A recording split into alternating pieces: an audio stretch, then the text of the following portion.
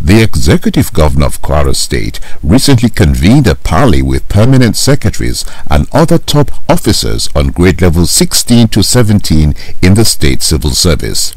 The objective of the parley was to foster understanding, especially in the face of the economic challenges that the nation is currently experiencing and from which Kwara State is not immune.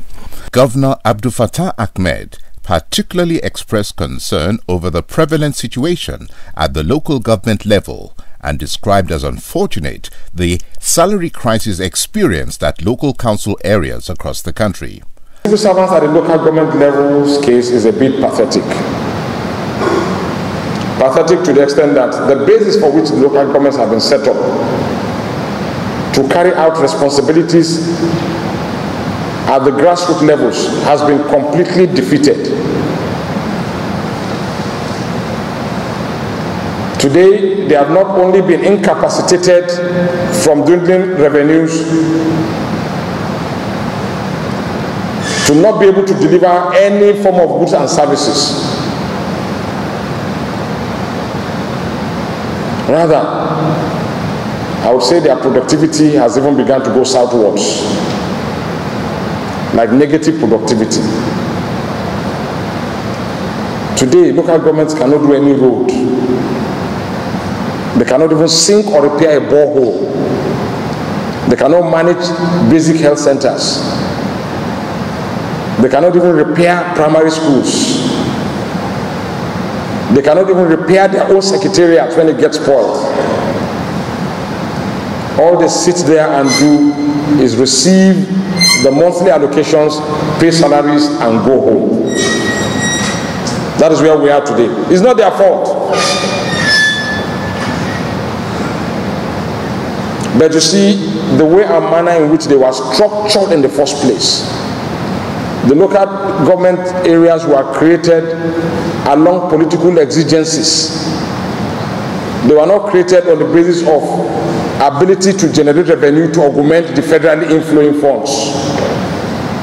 So the drop in the federation allocation automatically meant drop in capacity and activities. One thing is clear as a crystal: their services are desirable at the grassroots level because they are the ones close to the people. From the manner in which they are structured now, they cannot meet that obligation. So they require to be reviewed in ways and manners that will be in tune with current realities and exigencies. Because as it is today, the state is completely overburdened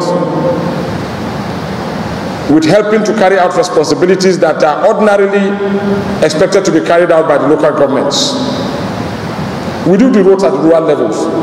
We do the clinics at the rural levels. We do the waters at the rural levels. We will repair the boreholes at the rural levels. We also do federal roads. All this in addition to carrying out responsibilities at the state level. You can see why the state is heavily burdened. Why the state's capacity to carry out its own primary responsibilities is even being threatened. But in spite of all this, Kwara State still pays its civil servants as at when due.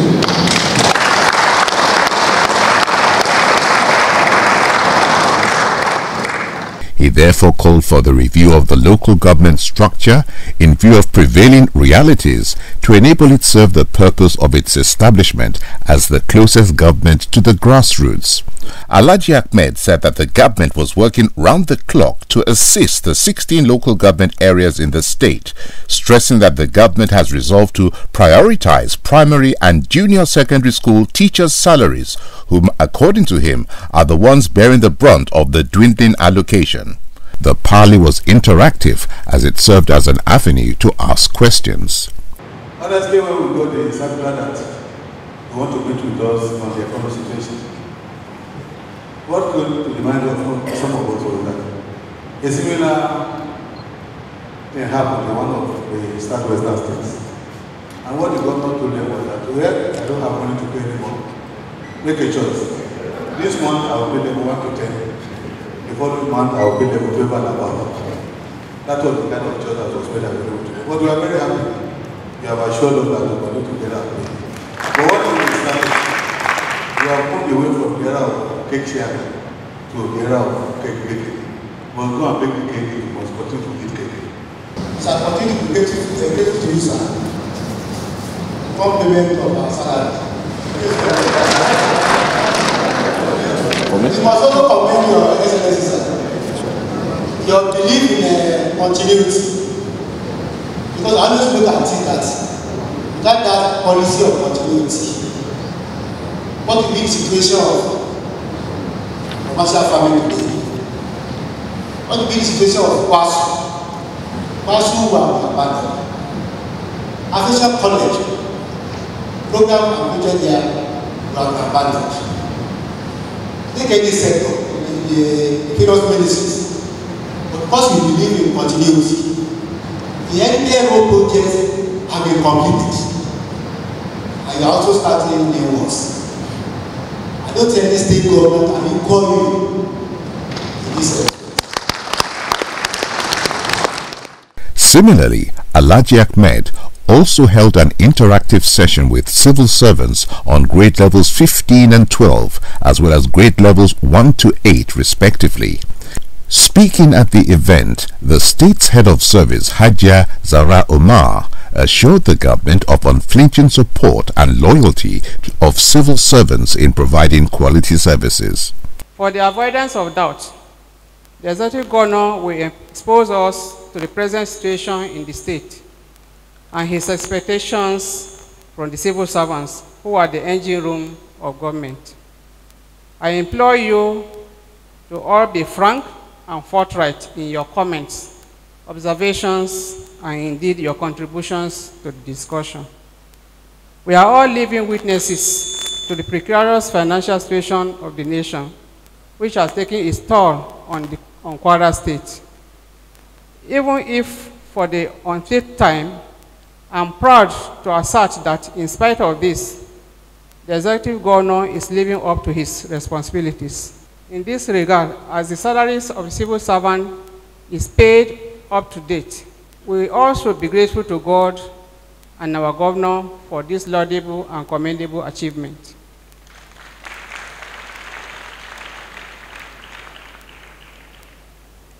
He has equally evolved strategies to ensure that teachers and local government workers are keyed into this arrangement. Let me therefore seize this unique opportunity to, on behalf of the civil servants in Kwara State, thank and commend the Executive Governor for his leadership style, which is all-involving and is giving all sense of belonging. What is expected of us all is to reciprocate this good gesture towards us by exhibiting dedication and commitment to duty, particularly in the implementation of government policies and programs. The sessions provided an avenue to enlighten the state civil servants on the current financial challenges at the federal, state and local government levels. He said it has taken the ingenuity of his government to make payment of salaries possible. You will recall that our projects, when we came in the first 100 days, we came out with Operation No Pothole. We made monies available to the Road Maintenance Agency.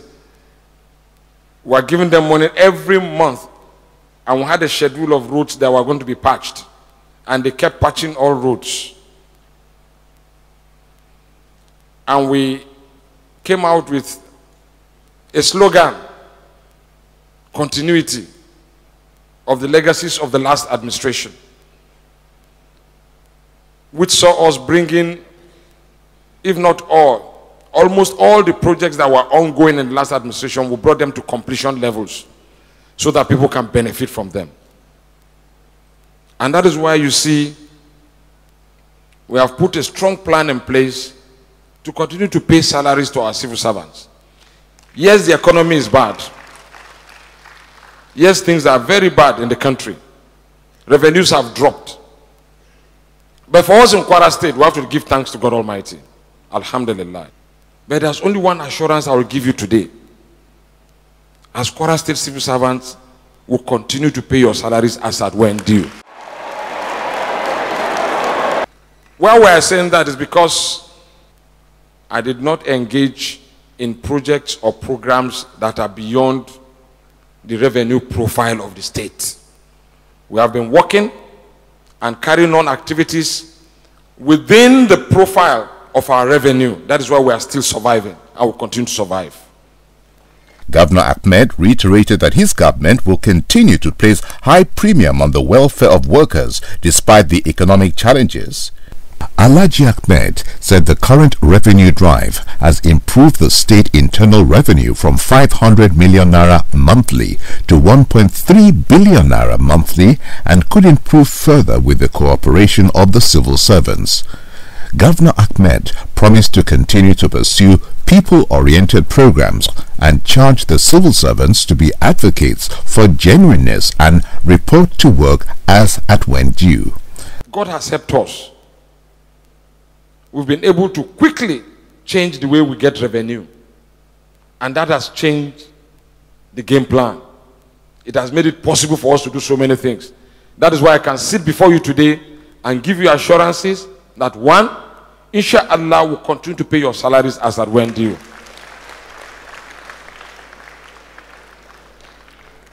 Two, there's a huge traffic around Geria-Lemi roundabout. And the traffic is just building. It is just starting. Because development is still going on in that axis. So if we don't change the traffic system, it's going to affect the future. You see people reporting for work 10 o'clock.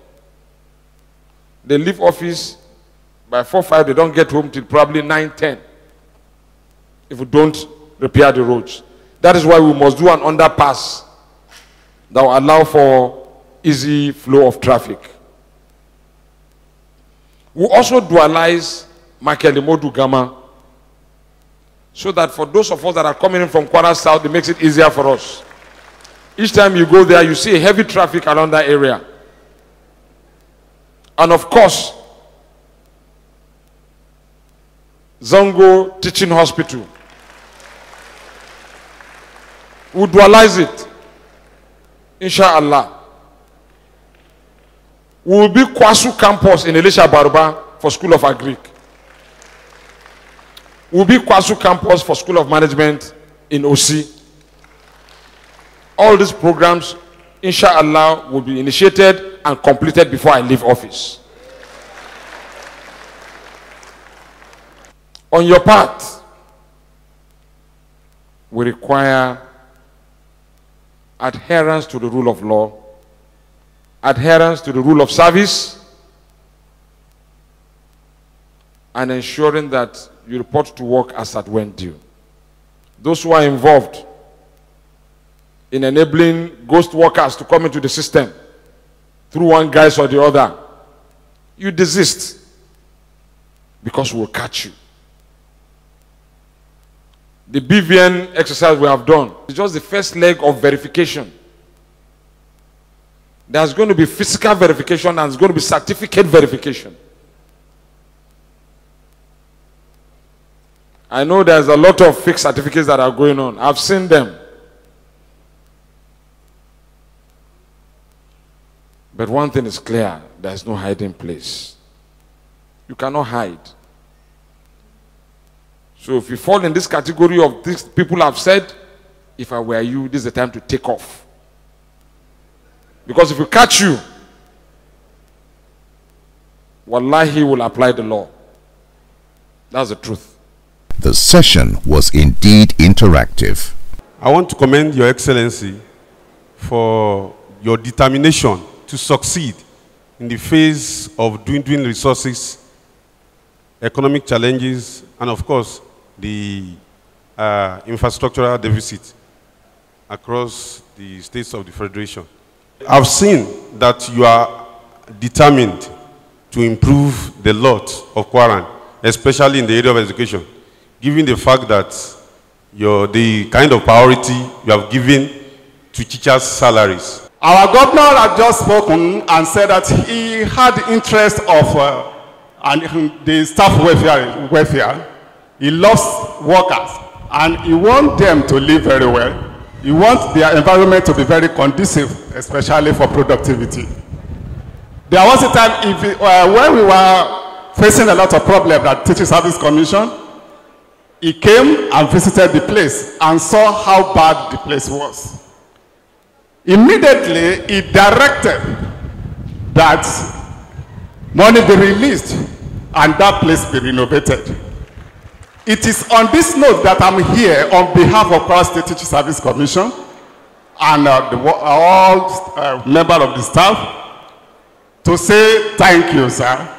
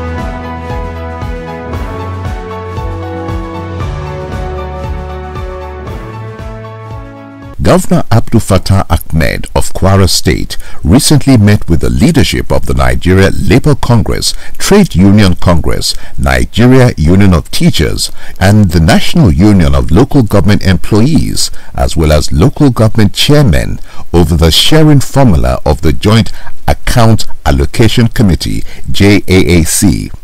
Presiding over the meeting at the Government House, Ilorin, Governor Ahmed sought to bring everyone to the same page on matters concerning the state allocation given the current economic realities. Alhaji Ahmed explained that a state governor has no statutory right to increase or decrease local government allocation, but could only apply sharing formula already on ground.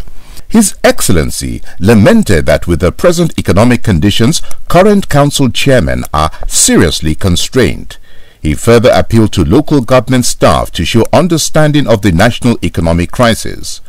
Moving forward, His Excellency explained that the idea of separating primary school teachers' salaries from local government was to safeguard basic education from collapse so that children can return to the classrooms.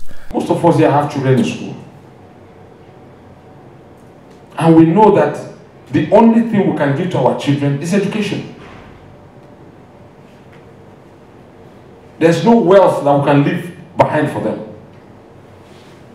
Why all of you are here today is because your parents sent you to school. Or your guardian, as it were. Not because they left some money for you, you inherited. It's not as if we are robbing Peter to pay Paul. It's because of these children. That's the only reason why we are doing it. If it is even at tertiary level, it's a different thing. And once that foundation at that level is faulty, every other thing becomes faulty. With that kind of faulty foundation, the next 10 years now, they write WAEC. You say that they are not passing. They cannot pass. Because it's already faulty from this level. And in our very eyes, we are beginning to see the quality of education crumbling. Why? Because the teachers are not going to school because they are not paid. That's what I called you here to explain to you. That look, it's a sacrifice on your side. It's a choice. It's not my money, it is your money. It's just my wisdom that I felt that let us give priority to these children so that at least we know that if anything else is suffering, the education of our children should not suffer. He further discussed options of possible solutions and approach to the issues while acknowledging input from all present. The Labour leaders expressed their views. By the virtue of your magnanimosity and the experience that God had endowed you with, because I was so elated when somebody called me from Abuja and was telling me that my governor was asked in the presence of every other governor to come and present the fact of how he's able to generate revenue when every other state is dwindling. I was so proud. On behalf of the Nigerian Union of Teachers Kwara State, with Your Excellency, I want to appreciate Jack for their resolve to survey the education system at the grassroots. I want to assure you, Your Excellency, that NUT, the entire teachers of Kwara State, will continue to strive hard to support the educational policy of the state. Your Excellency, we only want to appreciate you for your resolve to take over the payment of salary at the junior secondary school level. That will reduce the burden of the local government's system. We appreciate your courage and the leadership style for giving us the opportunity to be member of the JAC. We are there to observe so that we'll be able to tell anybody from any corners in this country that the transparency the governors of Kwara State has with laborers and members of the unions is 100% okay. You prove to us that you are the father of all in the whole Kwara State. That's why there's no any crisis here. A lot of people have been calling us that why is it that you are so gentle in the state? They are mentioning so many states that are on the side. But when we call on you, the chief of staff, if we have any problem, we run to him. We are able to understand ourselves.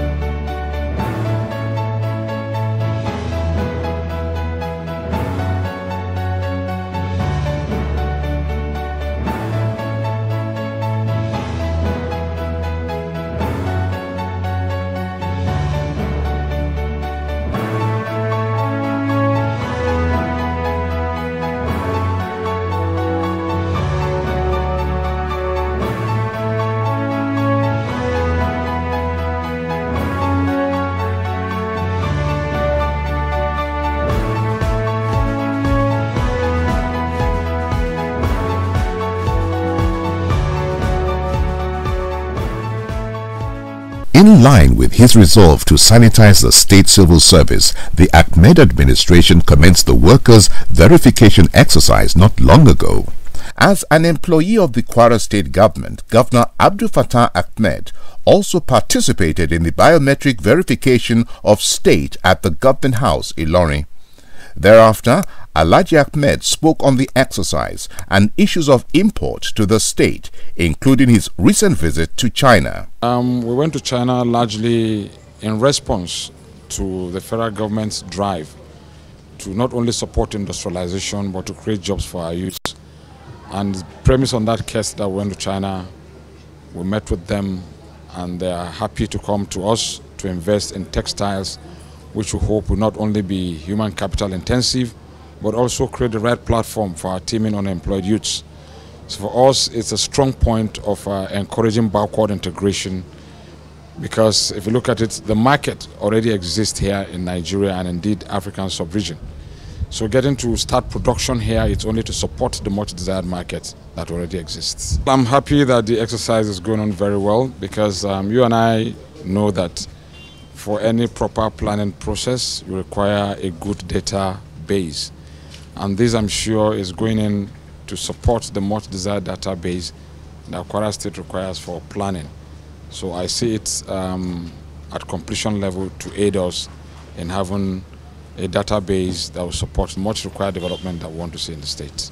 The verification exercise will undoubtedly eliminate ghost workers, and funds saved will be used by the state government to meet obligations to genuine workers across the state.